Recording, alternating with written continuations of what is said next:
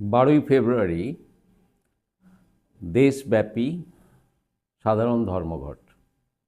এটা আহ্বান করেছে আমাদের দেশের মুখ্য বিভিন্ন কেন্দ্রীয় ট্রেড ইউনিয়ন এবং আর্থিক, বীমা, সরকারি, সরকার অধীনস্থ রাষ্ট্রায়ত্ত বিভিন্ন ক্ষেত্রের যে কর্মচারী সমাজ সংগঠন সকলে মিলে এই ধর্মঘটের প্রয়োজনীয়তা, প্রাসঙ্গিকতা বুঝে আমাদের দেশের যে বৃহত্তম কৃষক সমাজের সংগঠন, সেটা সংযুক্ত কিষাণ মোর্চা, যেটা কমন প্ল্যাটফর্ম, তারা এই ধর্মঘটে সামিল হয়েছে।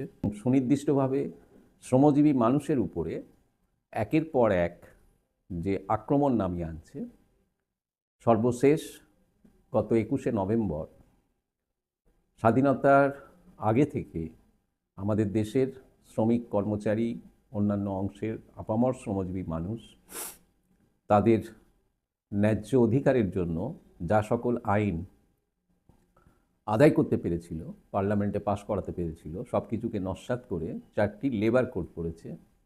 অর্থাৎ শ্রমিকদের জন্য, তাদের কল্যাণের জন্য, তাদের জীবিকার নিশ্চয়তার জন্য, তাদের প্রাপ্য, তাদের সম্মান অর্জনের জন্য যে আইনগুলি, তাকে শেষ করে দিয়ে আইনের জায়গায় কোড করেছে।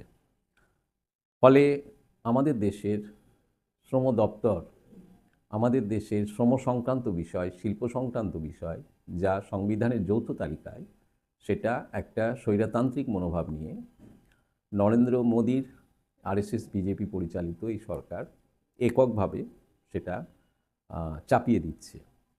এতে শিল্পের যে শ্রম সম্পর্ক, সেটা প্রভূত ক্ষতি হবে। শ্রমিকরা সংঘবদ্ধ থাকলে, সংগঠিত থাকলে, তাদের ইউনিয়ন থাকলে, সংস্থা, কারখানা, পরিষেবা পরিচালনায় কর্তৃপক্ষের সাথে দ্বিপাক্ষিক বা সরকারকে সাথে নিয়ে ত্রিপাক্ষিক পর্যায়ে আলোচনায় বহু সমস্যার যেমন সমাধান হয়, তেমনি উৎপাদনশীলতায় সংস্থাকে বিকশিত করার ক্ষেত্রে এটা পারস্পরিকভাবে লাভদায়ক।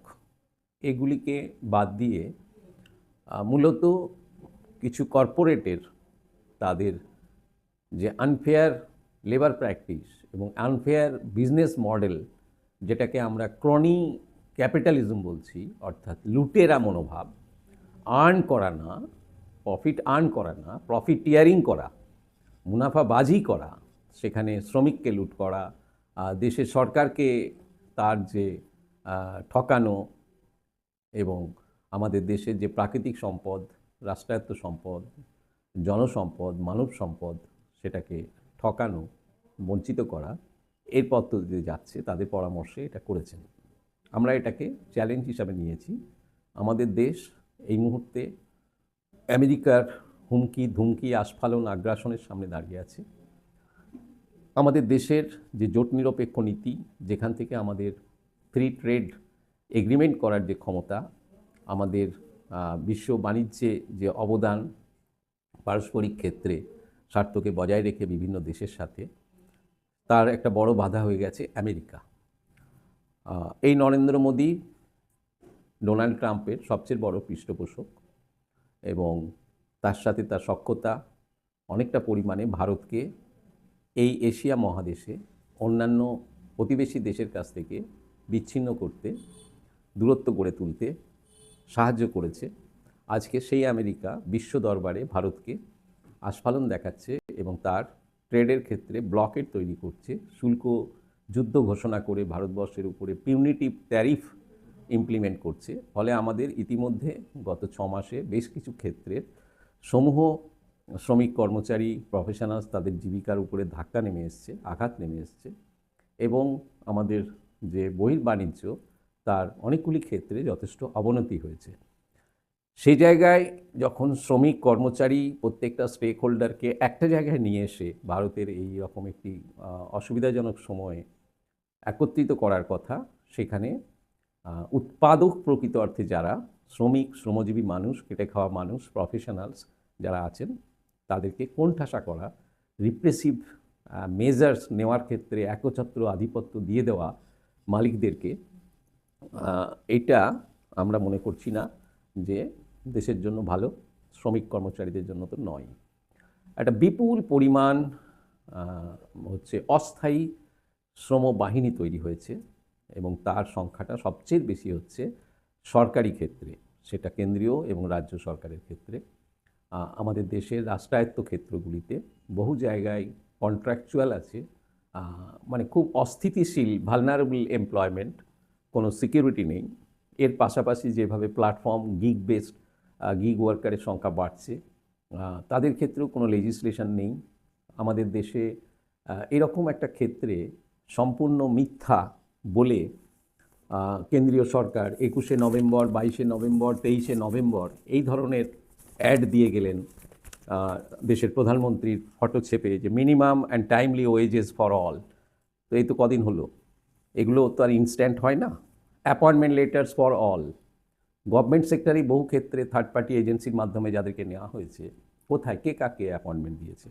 ফলে কাজের ঘন্টা বাড়ানোর ক্ষেত্রে একটা একচ্ছত্র আধিপত্য দেওয়া, সোশ্যাল সিকিউরিটিগুলোকে স্কুইজ করে নেওয়ার ক্ষেত্রে দেওয়া, গভর্নমেন্টের যে একটা ভিজিল্যান্স ছিল, যে একটা মনিটরিং ছিল, সেগুলোকে কাটছাট করে দেওয়া, করে দিয়ে গভর্নমেন্টকে মেয়ার ফেসিলিটেটর অফ প্রফিটিয়ারিং সেই জায়গায় নিয়ে যাওয়া, ইজ অফ ডুইং বিজনেসের নামে।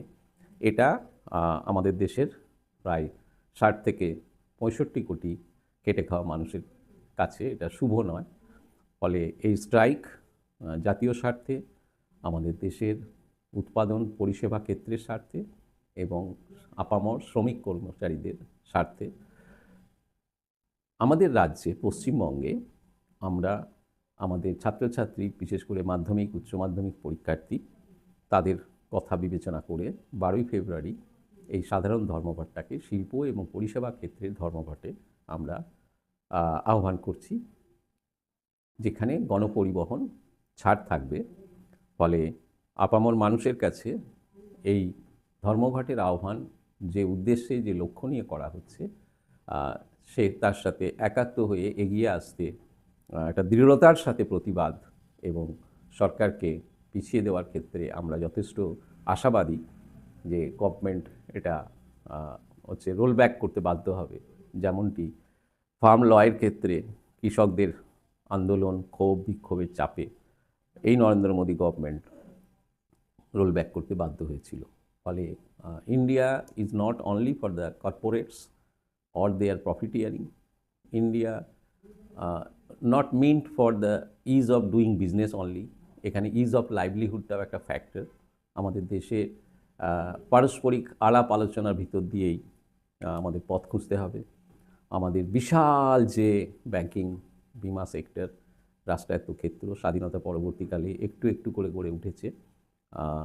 আমাদের শিক্ষাক্ষেত্র, স্বাস্থ্যক্ষেত্র, গভর্নমেন্টের কল্যাণকর যে বিভিন্ন পরিকাঠামো, এগুলো সব কর্পোরেটদের হাতে তুলে দেওয়ার একটা ধারাবাহিক প্রয়াস, monetisation of national assets, minerals, এসব এটা খুব বিধ্বংসী ভূমিকা। ফলত সকলে এগিয়ে আসবেন, এটাই আমাদের CI2 centre of Indian trade unions Paschimbanga কমিটির তরফ থেকে আমি জিয়াউল আলম, সাধারণ সম্পাদক, সকলের কাছে আহ্বান করছি।